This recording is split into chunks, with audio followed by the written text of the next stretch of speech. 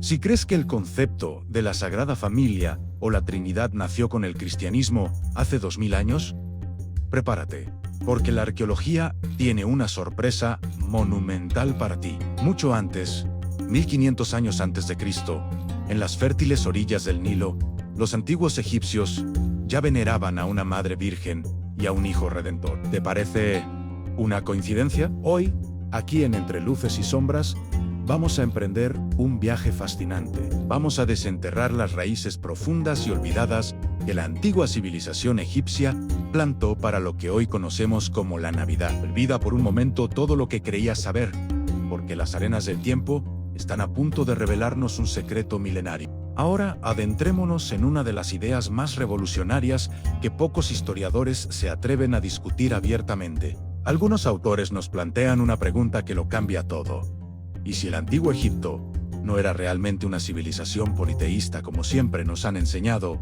Piénsalo, nos han dicho que adoraban a cientos de dioses, pero la evidencia sugiere algo más complejo. Ra, el famoso dios Sol, no era simplemente una deidad más en un panteón abarrotado para los sacerdotes y los iniciados en los misterios de los templos. Ra representaba la causa suprema, la fuente de toda la existencia, la inteligencia divina que se manifestaba a través del disco solar. Esta concepción de un único poder creador, un Dios único que se expresa y manifiesta de múltiples formas, es el cimiento, la piedra angular de lo que mucho más tarde el mundo occidental entendería como el Dios cristiano. No es un salto de fe, es una evolución conceptual, la idea de que una fuerza abstracta y todopoderosa puede tomar diferentes nombres o aspectos según su función, es profundamente egipcia. En mi libro, dedico un capítulo entero a analizar cómo esta noción de una inteligencia divina única viajó a través del tiempo y las culturas. Rastrearemos su camino desde los jeroglíficos en los imponentes templos de Luxor y Karnak hasta los manuscritos bíblicos que formaron la base de la fe judeocristiana. Es un viaje intelectual que demuestra que las grandes ideas no nacen de la nada, sino que son el resultado de milenios de pensamiento y búsqueda espiritual. Y aquí viene el dato que probablemente te deje sin palabras. La conexión que une directamente los misterios del Nilo con el dogma central del cristianismo. El concepto de un Dios uno y trino no se originó en los concilios de la Iglesia. Es una idea puramente egipcia. La primera Trinidad estaba formada por Osiris, el padre, el rey asesinado que representa el orden y la civilización. Isis, la madre, la maga divina y símbolo de la devoción eterna. Y Horus, el hijo, el heredero que nace para restaurar el equilibrio. Esta triada divina era el núcleo de la cosmología egipcia. Pero lo más impactante, lo que realmente establece un paralelo innegable, es el mito de Isis. Tras el asesinato y desmembramiento de su esposo, Isis utiliza su magia y su fe inquebrantable para reunir sus restos, pero no puede restaurarlo completamente a la vida.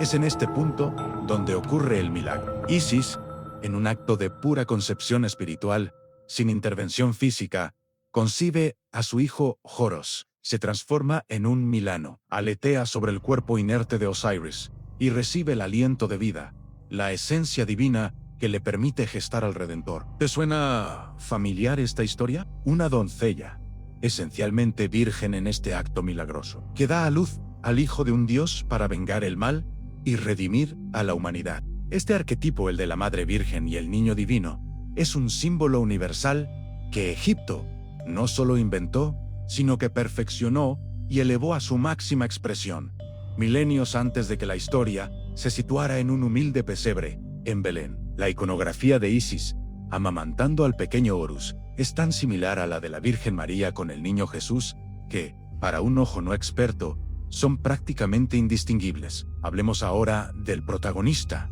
el hijo, Horus.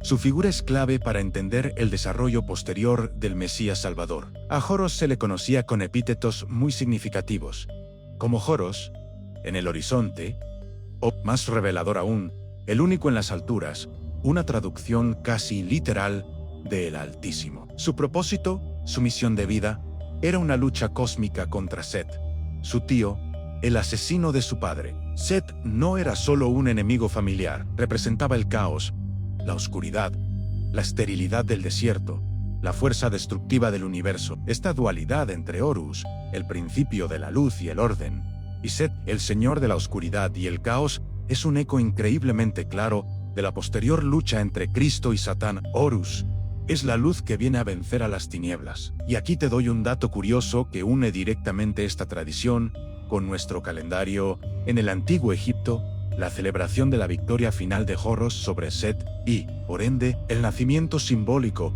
del Salvador que trae la luz al mundo, no se celebraba el 25 de diciembre, se conmemoraba el 6 de enero. Esta es, muy probablemente, la verdadera razón histórica por la que la Iglesia Ortodoxa, una de las ramas más antiguas del cristianismo, todavía mantiene el 6 de enero como la fecha de la Navidad. Es una herencia directa, y en la tradición católica se ha conservado un vestigio de esa fecha original en la celebración del Día de Reyes Magos. La Epifanía, el día en que la luz del Niño Dios se revela al mundo, no es casualidad, es memoria histórica codificada en un ritual. Entonces, ¿qué significa todo esto? Significa que la Navidad, tal y como la conocemos, no es un evento aislado que apareció de repente en la historia. Es la culminación, la reinterpretación y la evolución de milenios de intuición espiritual humana, de una búsqueda incesante de significado. Los símbolos son increíblemente poderosos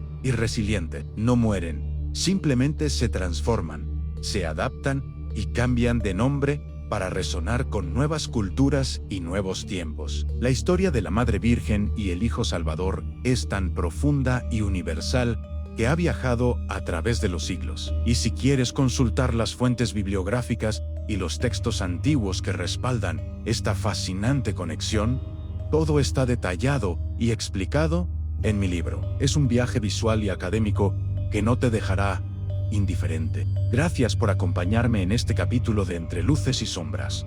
Espero que te haya abierto una nueva perspectiva. No te pierdas el próximo episodio, porque nuestro viaje continúa. Dejaremos las arenas de Egipto para adentrarnos en las fértiles tierras de Mesopotamia, donde descubriremos el verdadero origen del árbol de la vida y el jardín del Edén. Te aseguro que te sorprenderá. Si te ha gustado, no olvides darle a like, suscribirte y activar la campanita para no perderte ninguna de nuestras exploraciones a los misterios de la historia. Hasta la próxima.